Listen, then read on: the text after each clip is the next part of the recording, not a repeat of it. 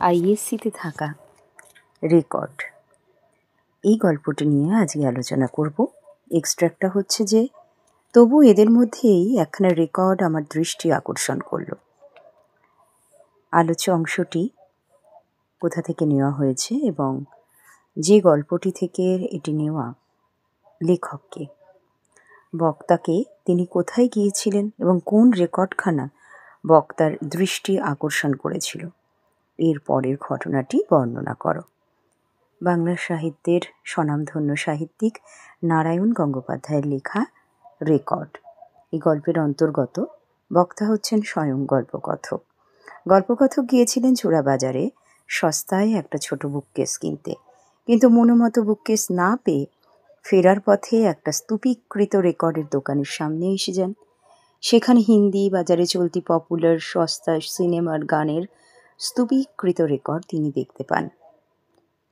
সেই রেকর্ডের স্তূপেই একটা রেকর্ড বক্তা দৃষ্টি আকর্ষণ করে ফেলে এবং এর ভাষা যেন আলাদা, একটু ভিন্ন, লেবেলটা অচেনা, ওপরে লেখাগুলো রোমান হরফের।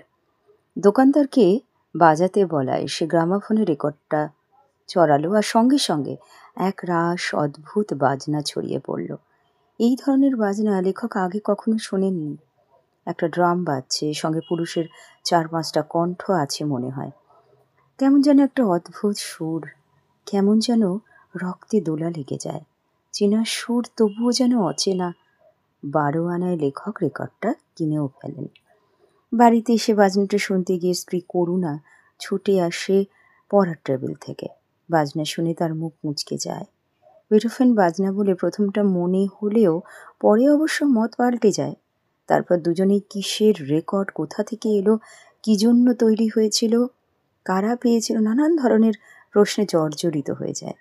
তাদের মনে হতে থাকে সত্যি এই রেকর্ডটা যেন দৃষ্টি আকর্ষণ করার মতন, এবং তাদের মনকেও এত বেশি আকৃষ্ট করে ফেলেছে, মনের উপর যেন ঝড় বয়ে যাচ্ছে, শুধু প্রশ্নের ঝড়, তার উৎস সন্ধান করার ঝড়।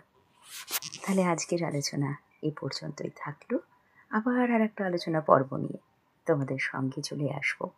সবাই ভালো থেকো।